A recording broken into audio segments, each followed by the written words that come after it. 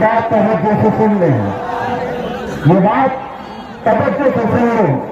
نبی پاک صلی اللہ تعالیٰ علیہ وسلم کی جو بات کرتا ہے وہ ہر دل کو راج کرتا ہے،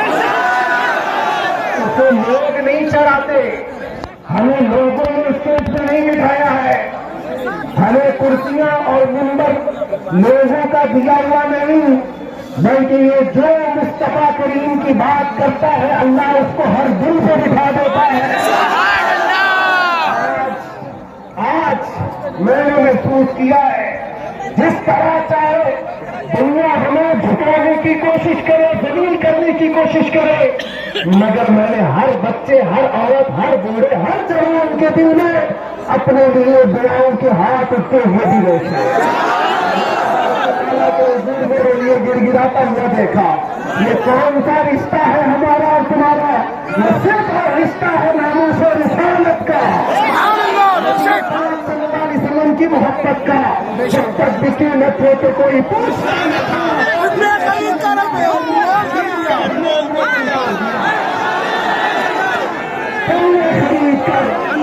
خرید کر دیا ہے۔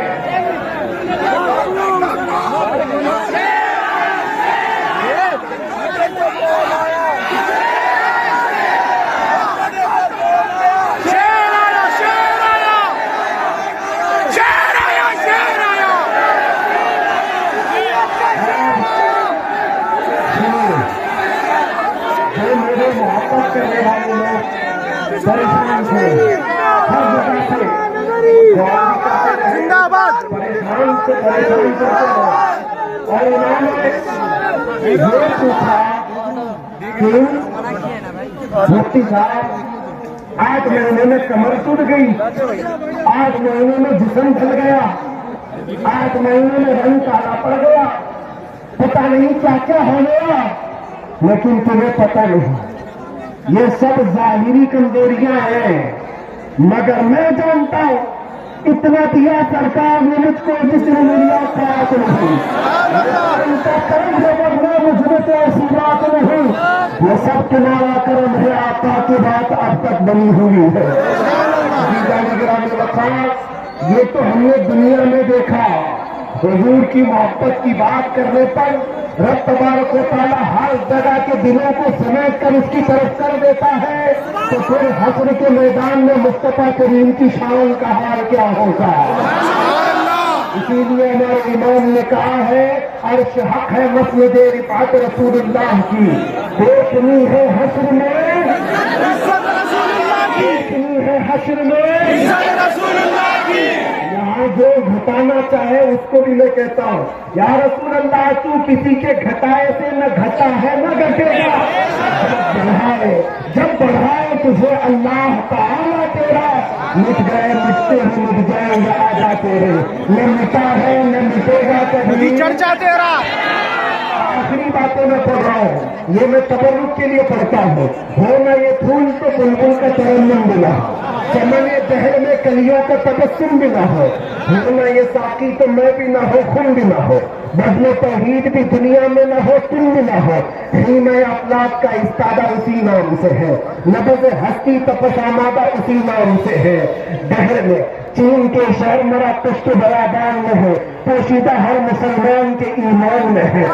محمد عربی صلی اللہ تعالیٰ علیہ وسلم کی ہم بات کرتے ہیں، جس کی بات کرتے ہوئے 700 سال گزر گئے، مگر وہ کرسی بھی آج بھی ہمارے درمیان زندہ ہے۔ محمد سید الکونین والثقلین من فریقین من عرب ومن عجم، هو الحبیب الذی ترجى شفاعته لكل هول من الاحوال مقتحم، دعا الى الله فالمستمسكون به مستمسكون بحبل غير منفصل، یا اکرم الخلق مالی من الوذ به سواك عند حلول الحادث العمم۔ میں یہ باتیں اس لیے پڑھ رہا ہوں گستاخوں کے جملے مٹ جاتے ہیں، لیکن تعریف کرنے والوں کے جملے صبح قیامت تک اللہ زندہ رکھتا ہے۔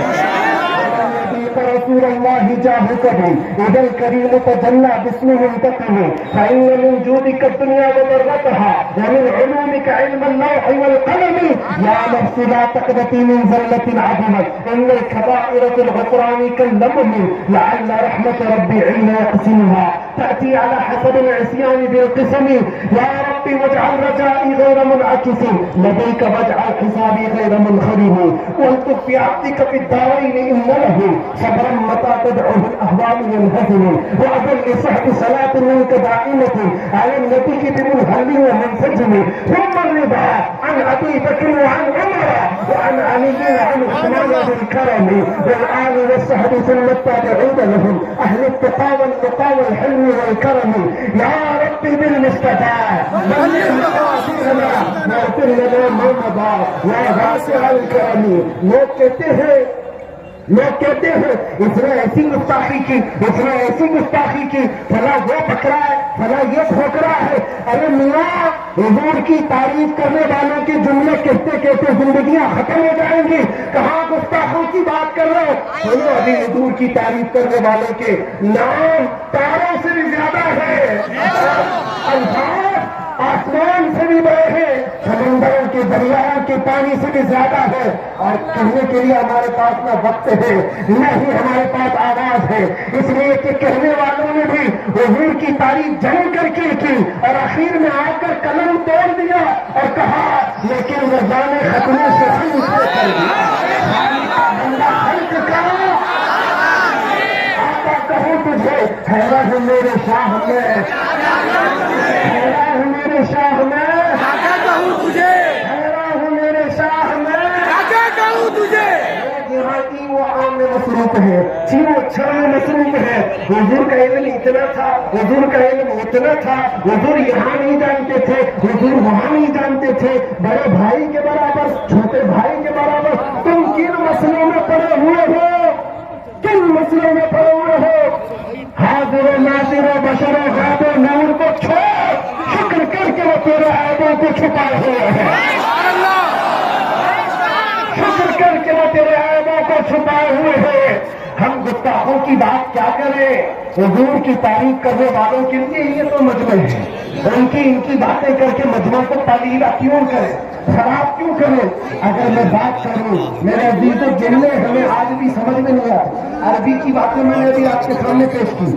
قصیدہ مردہ عربی کا لکھا ہوا ہے لیکن عاشق سنتا ہے تو جھوم جاتا مجھے پنجابی نہیں آتی لیکن یہ بات ضرور آتی ہے مکھ چند بدر شاہ